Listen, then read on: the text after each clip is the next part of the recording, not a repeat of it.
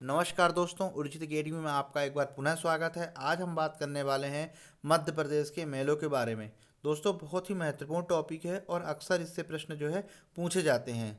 चाहे पीसीएस हो या व्यापम का कोई भी एग्ज़ाम हो, मेलों के बारे में एक ना एक प्रश्न जो है प्रति वर्ष प्रति एग्ज़ाम में जो है आता है। इसके अलावा अभी तक जिन्होंने चैनल को सब्सक्राइब नहीं किया है वो चैनल को सब्सक्राइब करें, साथ ही साथ बेल आइकन को ज़रूर प्रेस करें जिससे मेरे द्वारा अपलोड किया वीडियो का नोटिफिकेशन आपको समय पर प्राप्त हो जाए।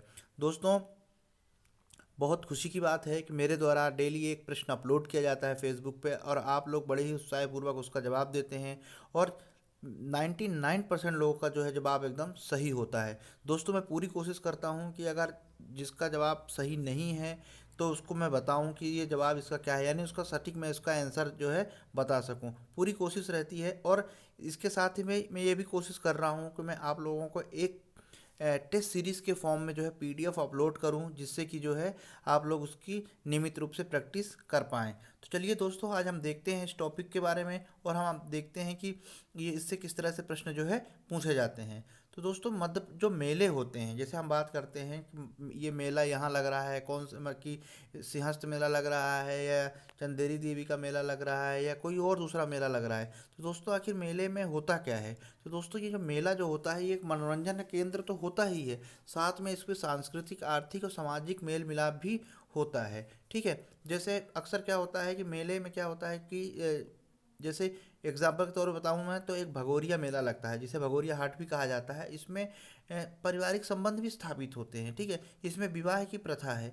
ठीक है, और इसके अलावा लोग उसमें मेल मिलाप करते हैं, आपस में मिलते हैं, चर्चाएं करते हैं, उसमें आर्थिक गतिविधियां भी होती हैं। ठीक है, जैसे कि आप डायग्राम में देख पा रहे होंगे, इसमें हर चीज़ वो है। देखिए, आर्थिक गतिविधियां भी इस तरह से जो है यहाँ पे झूले लगे हुए हैं, लोग मिल रहे हैं और आपस में जो है सांस्कृतिक भी आदान प्रदान हो रहा है। इसके अलावा जो है जैसे कुछ क्षेत्रीय मेले जो होते हैं, जिस क्षेत्र में लगते हैं उस क्षेत्र की जो है संस्कृति देखने को जो है बिल्कुल संस्कृति जो है देखने को मिलती है।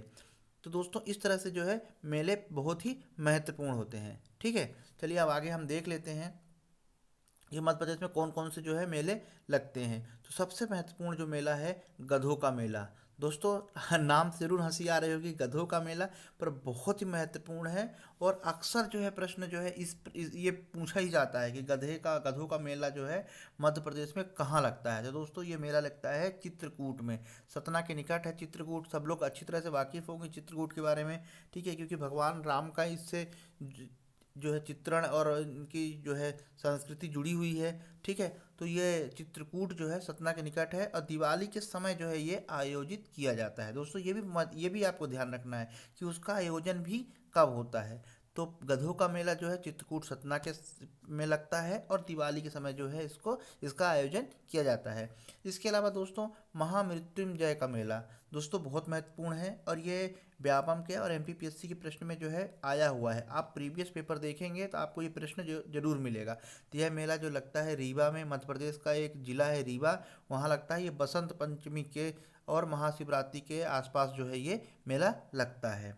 आगे हम बात करते हैं कान्हा बाबा का मेला। दोस्तों, ये प्रश्न जो है पीसीएस के 2011-12 में आया हुआ है। इसके अलावा और एक आध सालों में ये प्रश्न आया हुआ है और व्यापम में भी तो है, 2-3 बार आया हुआ है। तो जो पीसीएस में आया हुआ था तो कान्हा बाबा का मेला कहाँ लगता है, तो यहाँ हरदा न दे के मात्र सोडलपुर ऑप्शन में दिया था।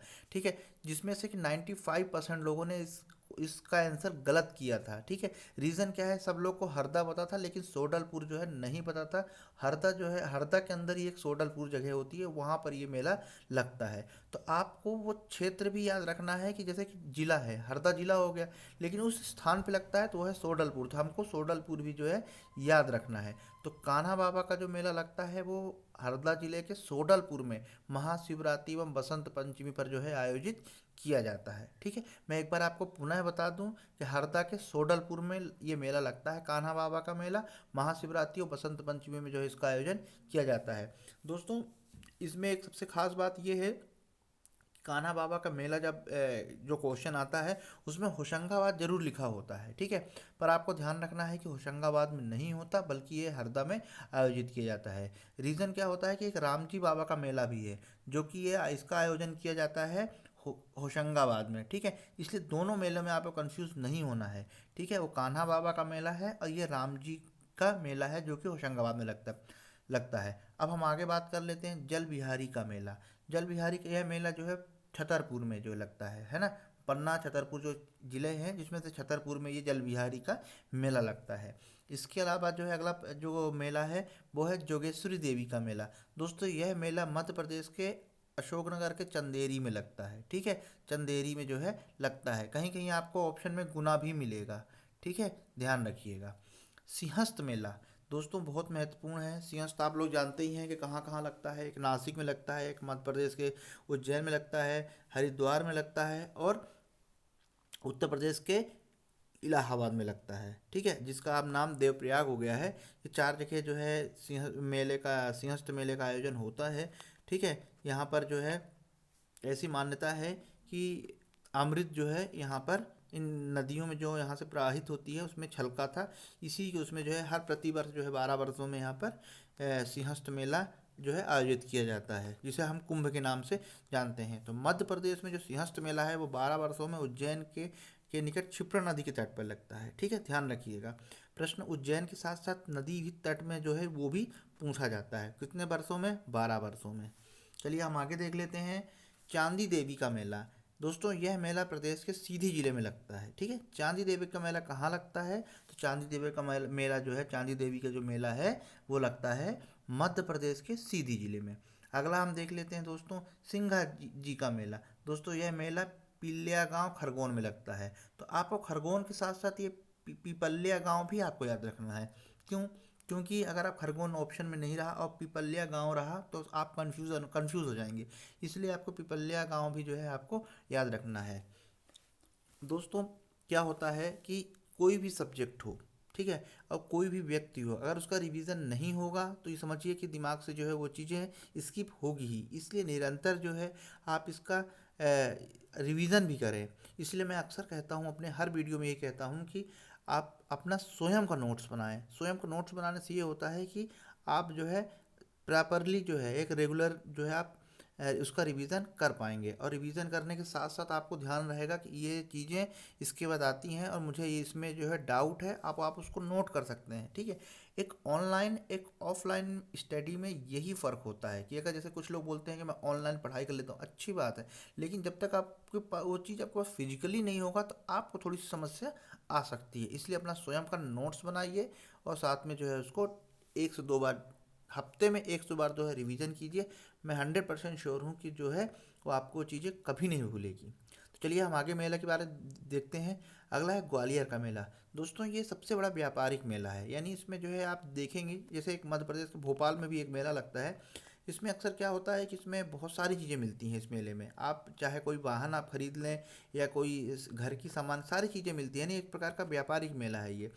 और मेले में और दूसरे मेले में जो होते हैं जैसे कि सिंघा जी के मेले की मैं भी बात कर रहा था, यहाँ पे क्या होता है कि व्यापार वो छोटे स्तर पे होता है। छोटे स्तर पे इन द सेंस कि उसमें मेल मिलाप थोड़ा बहुत जो भी सामान लेना देने का होता है। इसके बाद जो है पारिवारिक संबंध, संस्कृति, ये सब चीज़ें जो है उसमें ज़्यादा देखने को मिलती हैं। इसके बाद जो है गणगौर का मेला दोस्तों बहुत महत्वपूर्ण है, ठीक है। ये मध्य प्रदेश के श्योपुर जो ज़िला है, उत्तरी ज़िला है, भिंड मुरैना के जस्ट लगा हुआ है और उसकी कुछ सीमा जो है राजस्थान से भी लगी हुई है। ये वहाँ पर जो है गणगौर का मेला आयोजित होता है। दोस्तों बहुत महत्वपूर्ण है और इस बार आने की इसकी प्रबल संभावना है, गणगौर का मेला, ठीक है। अगला मेला है भगोरिया हाट। दोस्तों इससे सभी लोग परिचित हैं। ये ये बहुत ही महत्वपूर्ण है, झाबुआ में लगता है। और जो है भगोरिया जनजातियों के द्वारा जो है ये होली पे ये लगाया जाता है। दोस्तों भगोरिया हाट पे एक विशेष वीडियो बनाया हुआ है, आप जाके ओरिजित अकेडमी में देख सकते हैं। इसके बाद हम अगला बात करते हैं कालू जी महाराज का मेला। ये खरगोन में ही लगता है, ठीक है। कहाँ लगता है? खरगोन में लगता है। पीर बुधान का मेला दोस्तों ये सांवरा गांव शिवपुरी में लगता है। तो आपको सांवरा गांव भी याद रखना है। पीर बुधान का मेला कहाँ लगता है? पीर बुधान का मेला कहाँ लगता है, इस शब्द को ध्यान से रखिएगा क्योंकि इतने सारे मेले हैं, इसमें से स्किप हो सकता है। इसलिए मैं कह रहा हूँ कि आपको रिवीजन करेंगे तो आपको बहुत आसानी से याद रहेगा, ठीक है। तो पीर बुधान का मेला सावरा गांव शिवपुरी में लगता है। आगे हम बात कर लेते हैं बाबा गरीबनाथ का मेला। यह मेला अवंतीपुर, बरोरिया, अनूपपुर में लगता है। ठीक है, बाबा गरीबनाथ का मेला कहाँ लगता है? तो अवंतीपुर, बरोडिया, अनूपपुर में लगता है।